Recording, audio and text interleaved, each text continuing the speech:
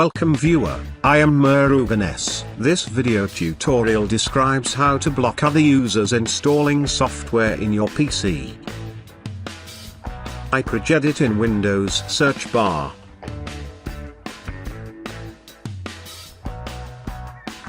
Click HKey local machine. Click software. Click classes.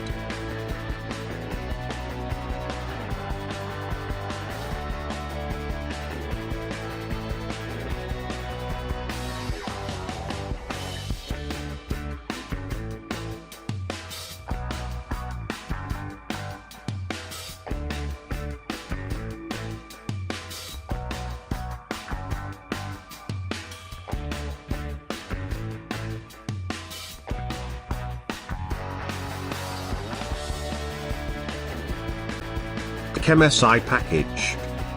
Click default icon. Double-click default and change the value data to 1.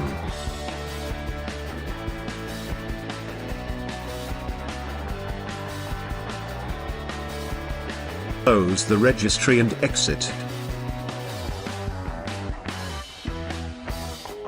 I hope this video tutorial helps to you. Please like, share and don't forget to subscribe my channel. Thank you very much. See you next video.